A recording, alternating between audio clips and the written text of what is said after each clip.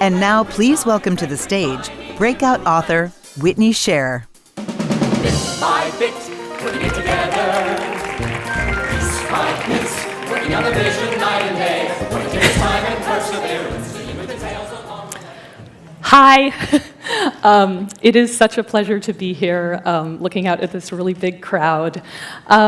So I know you guys have a little bit of information about me in your program. It says I'm a writer. I wrote a novel. It's called The Age of Light. But if you have gotten out your phones and looked on Amazon and tried to buy that book, it's actually not available yet. It's not coming out until February 2019. And so you might be wondering how I got up here on this stage and what I might have to say to you. And so I'm here because when my novel, when I went to sell my novel, there was an auction, and 13 editors from 13 different publishing houses bid on my book, and it was one of the biggest auctions in the history of literary fiction. So it ended up selling, thank you. It ended up selling to Little Brown for over $1 million, and simultaneously it sold in 15 foreign countries, and one of them was Lithuania, and when the sale was happening, I got onto Wikipedia to see what language my work was going to be translated into, and it turns out it's Lithuanian, which I probably should have realized. But anyway, the sale was so big that the story got picked up by Entertainment Weekly, and then a couple weeks after that, there was a profile of me on the front page of the Boston Globe. And so that's why I'm here. I'm here because my story is so inspiring that it merited front-page Globe coverage. So I think a lot about story. I think all writers do. And at its most basic, story is the telling of a series of events. This happened, and then this happened, and then this happened. And so then a novel is just this happened, and this happened, and this happened, on and on for 300 pages. But that's not what makes stories satisfying. What makes stories satisfying is that it adds up to something. Mark Twain says, "A tale shall accomplish something and arrive somewhere." And it's in this adding up and coming to something that story creates meaning for people. And storytelling is one of the oldest art forms. When people were gathered around the campfire and telling stories to each other, they were really trying to make sense of the world around them. And, sorry. I can't get my, oh, there, okay. Sorry about that. They were trying to make sense of this confusing world around them. And so when the really nice organizers asked me to come here and speak to you, I said to them, what can I say? I'm like an unknown writer. And they said, tell your story. And so there's a bunch of different ways that you can do that. I could tell my story the way that anybody can tell their story once they've experienced success. This idea is kind of like a straight line from wanting to trying to succeeding. Or you can tell the story the way that you see it as it's happening.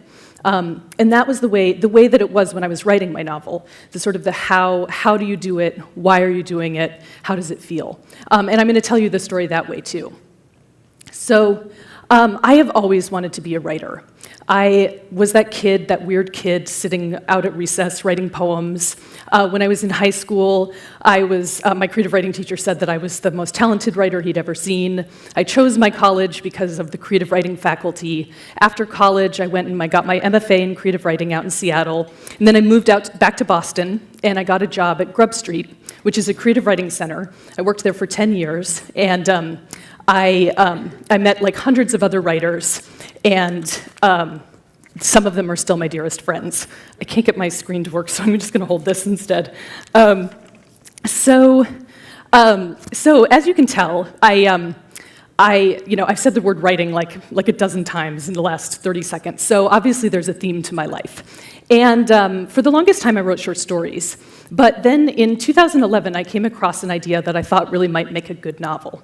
So my daughter was about 2 years old at the time, and my mother-in-law was visiting for the weekend, and we were trying to figure out how to fill the hours. We could have taken her to an art class, or strapped her in her stroller and gone to Target and wandered up and down the aisles, buying random things to fill the time.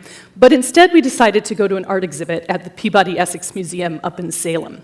And the exhibit we saw was called Partners in Surrealism, Man Ray and Lee Miller. And I've always been a huge photography buff, so I studied it in high school and college, and I knew all about Man Ray. He's a famous surrealist artist and photographer. He developed a bunch of really pioneering techniques in photography, and his work is hanging in museums all across the nation. But I'd never heard of Lee Miller, and so I was walking around the exhibit, looking at her work, and at first I was surprised, why isn't she as famous as he is? And then I just became sort of annoyed. Her work was amazing, and I thought, why don't I know about this person? And a little bit about her. So she was also a photographer, and she took fashion photography that was on the pages of Vogue magazine right next to Man Ray's and Edward Steichen and Cecil Beaton, and she worked with Man Ray to discover a photography technique called solarization. And then she reinvented herself during World War II, and she was one of the first female war correspondents. And she was actually a correspondent for Vogue magazine, which, when you think back on it, is so weird, I think, that Vogue magazine was sending somebody to the front lines of World War II, but they did. And so she was there. She was there on the front lines during the siege of San Malo. She was there when they opened up the concentration camps at the end of the war, and she has these really really haunting photos of Dachau and Buchenwald. And she went to Munich after Hitler had fled the city, and she went to his apartment, and she actually staged a photo shoot of herself in his bathtub. And that's a fantastic photo. So if you're going to Google anything, Google that photo. It's really incredible. So her work was incredible, and she herself was also incredible. She's like a total badass. She wanted to live like a man in a man's world, artistically, sexually, intellectually, and she was willing to do whatever it took to make that happen.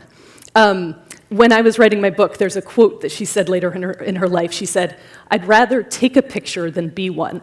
And I loved that, so I cut it out and I hung it on my wall above my desk, and I just thought it so perfectly captured who she was.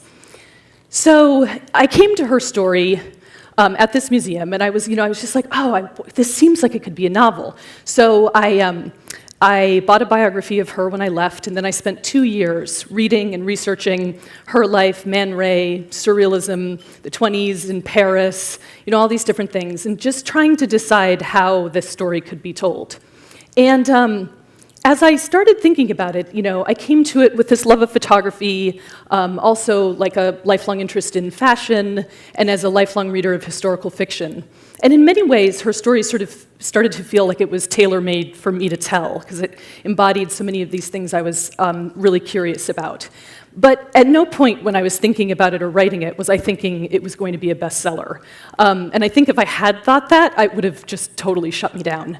So, I wrote it. It took 7 years of research and writing to write it, and then I found an agent. She loved it. We worked together for a couple months. She sent it out to editors, and in 24 hours of her sending it out, she had 2 editors on the phone who wanted to buy it. And they were like, it's amazing, it has everything. It's got love and sex and art and war and Paris, and it's just, it's everything readers love. And it was like, wow, great. It was like so exciting.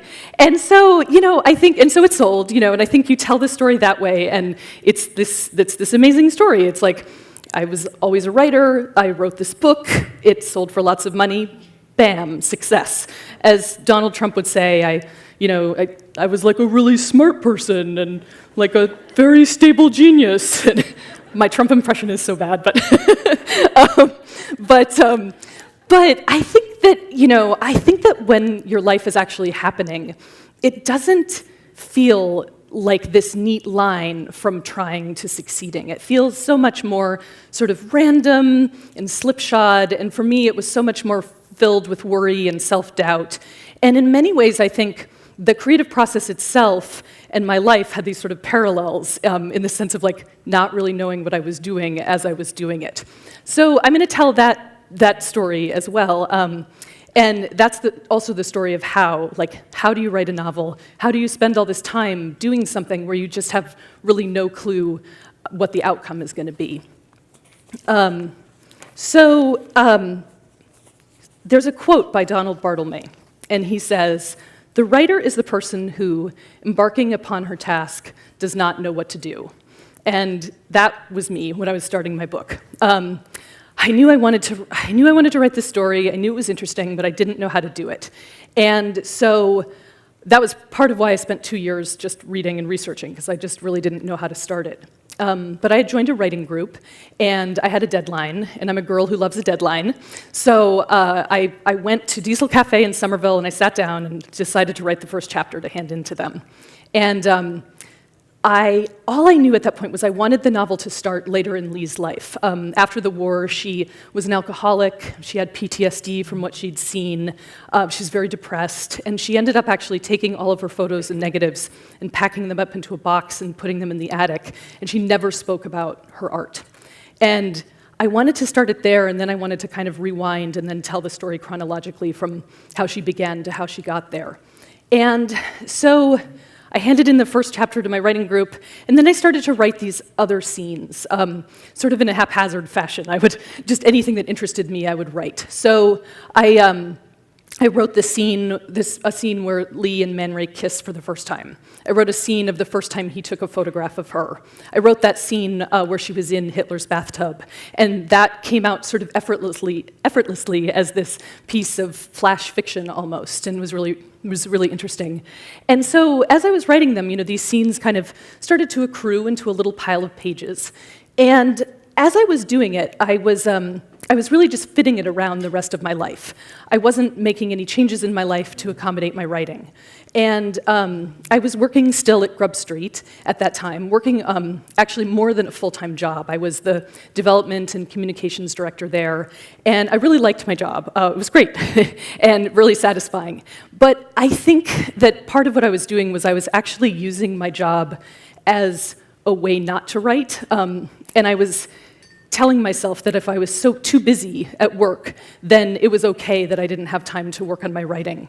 And I really liked my job. I liked going in every day. I liked having this list of tasks that I could check off, and every time I check something off, it's like getting a little gold star, and I love that feeling.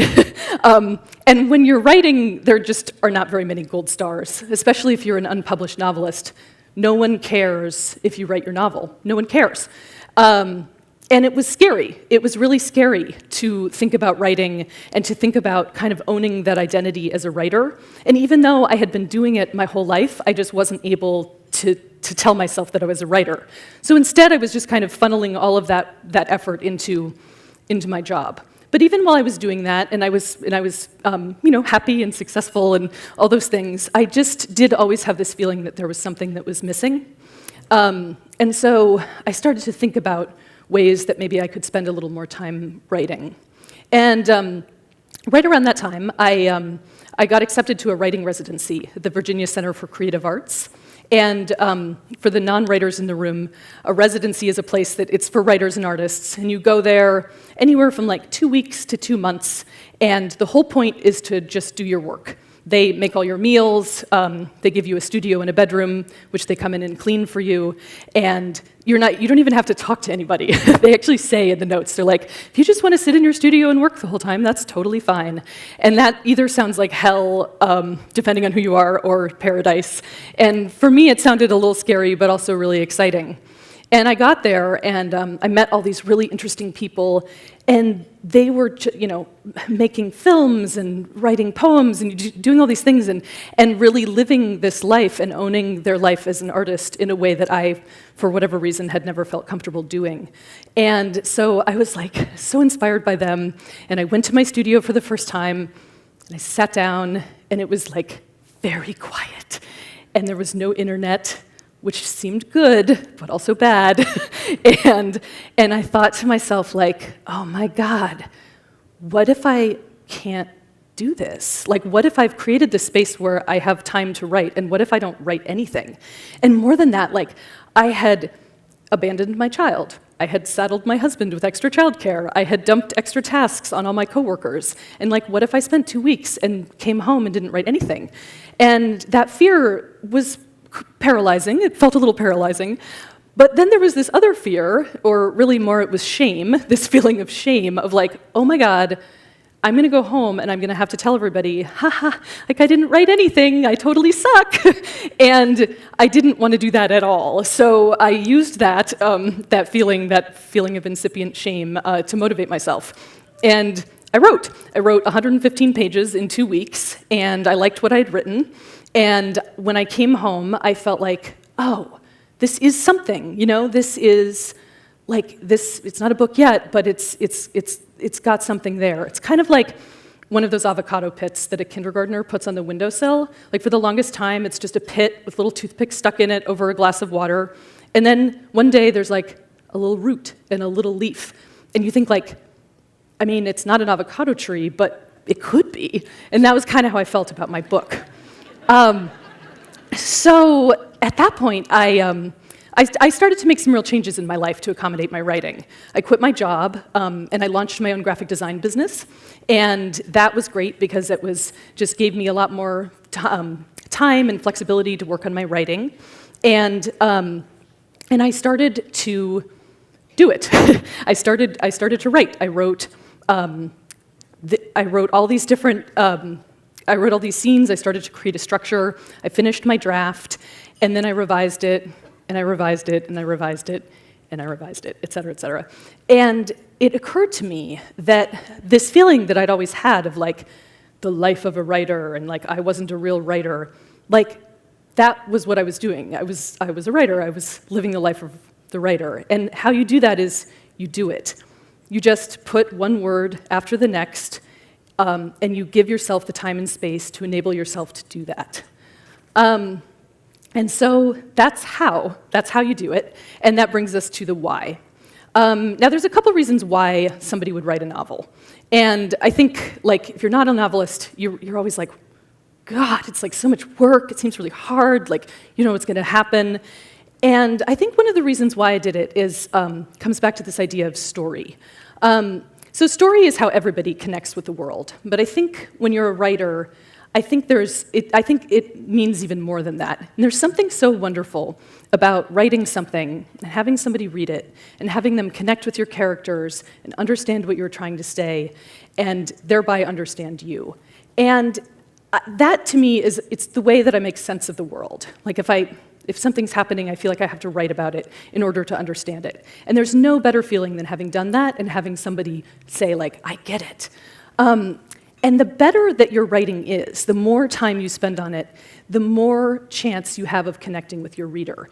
And when they connect with your story, you're creating empathy. You're making them a more empathetic person. And historical fiction, which is the genre that my novel falls into, is actually, I think, uniquely good at doing this. And one reason is that I think by understanding the past, it actually helps us better understand our present. If you can empathize with somebody who lived decades or centuries before you, you're probably going to be more open to empathizing with somebody who lives in the present day in your own life. And I think that historical fiction brings people to life in a way that textbooks can't, because you're experiencing their life as they're living it. So take, for example, my character, Lee Miller. If you were to look her up in a history book or on the internet, she has this sort of perfect seeming life. She's like that person on Facebook whose life is so perfect you wish you could unfollow them, but you sort of hate reading their posts, like, I hate you. You know, she's that person. And when she talked about her own life, she talked about it in this way that makes it sound like this just amazing dream. For example, so she became a model when she was like 18 in New York City. And she describes how she got her first modeling job. She says she was walking down the street and she stepped off a curb almost into the way of an oncoming car. And this man reached out and he grabbed her and he pulled her back. And the man was Condé Nast. And he was so taken with her beauty that he said, oh, you know, I'm offering you a job. And the next thing you know, she's on the cover of Vogue magazine, her first modeling job. Or take how she says that she met Man Ray. She says that she moved to Paris, wanted to be a photographer, showed up at his door, and knocked on his door and said, I want to be your student. And he said, I don't take students, and besides, I'm going to Biarritz for the summer, so it's not going to work out. She said, oh, well, I'm going to Biarritz with you, and got on a train with him, and by the time they got there, they were in love, and, you know, ta-da, success. So, you know, how do you write this character? How do you make somebody like that, interesting, or how do you create empathy in your reader? And I tried to do it. I put her in the way of oncoming traffic. I put her on the train to Biarritz. and it just sucked. There was no drama, there was no conflict, it just wasn't very interesting. And then I thought to myself, what if it's not true? What if there's more to this story than this? What if this is her just mythologizing her own history? And, what if really what happened is she was a model and she kind of hated it and she decided she wanted to do something else, so she moved to Paris and she wanted to be a painter, but she really wasn't very good at painting and she thought maybe she'd be a photographer, and then she randomly met Man Ray and there was all these complications and they fell in love and that was hard, and then eventually she discovered her art and her passion. So, she's telling the story of her success, but there's this other story, and I think the other story is more interesting. And there's more to it, too. There's the story of how she was raped at the age of 7 by a family friend, and the trauma that she experienced haunted her for the rest of her life. There's the story of how her father took nude photos of her for her entire childhood and on into her 20s, and how the objectification by the man who meant the most to her of anyone in the world made it really hard for her to form connections with other people. She never quite got over it. And then, there's the story of how she turned to photography to kind of gain back some power and sort of power over her own body. She went behind the camera instead of being in front of it so that she could take a picture rather than be one. And, I think that's the Lee who's in my novel. She's beautiful, yes, and brash and confident, but she's also damaged and complicated and far more interesting than she seems on the surface. And I think that that's what historical fiction can do. Historical fiction can make people from the past come alive, and you can see them as they were figuring things out before their story became what was written in the history books.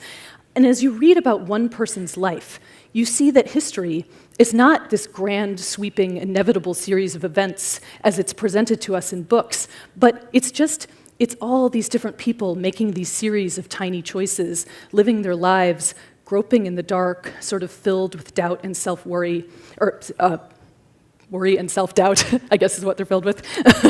And seeing that makes you understand the world better, that all of history is just people doing the best they can, just like you and me. So that's another reason why I write. And now I'm going to tell you just one more. And this version of why I write is a little bit harder for me to articulate. And it's that writing gets me in touch with sort of my authentic self. And writing gives meaning to my life. When I'm writing and I come across the perfect phrase or image, I feel a physical feeling, like a shiver that kind of runs up and down my spine. And it's this feeling that I just can't find doing anything else in the world. And when I don't feel that feeling, I feel almost bereft, and I want to get back to that feeling. So that's also guided me all these years, the desire to feel the feeling that art gives me. And I never knew, through all those years of trying, I never knew that I would eventually get to the point where I could say, like, I'm living the life I always wanted, the life of a writer. But here I am. And, I think that at the end of the day, I think art has power. Art makes the world shimmer. It makes people come awake. And I'm going to end with a poem that's always meant so much to me. And it's by Rainer Maria Rilke. It's called The Archaic Torso of Apollo. And in it, the poet, Rilke, is looking at a piece of ancient sculpture. And he's trying to describe why this sculpture has power over him. And then at the end, it has this beautiful turn where it really just explains exactly why art has power. We cannot know his legendary head with eyes like ripening fruit, and yet his torso is still suffused with brilliance from inside, like a lamp in which his gaze, now turned to low, gleams in all its power. Otherwise, the curved breast could not dazzle you so, nor could a smile run through those placid hips and thighs to that dark center where procreation flared. Otherwise, the stone would seem defaced beneath the translucent cascade of the shoulders, and would not glisten like a wild beast's fur, would not, from all the borders of itself, burst like a star, For here there is no place that does not see you. You must change your life. Thank you. Bit by bit, putting it together.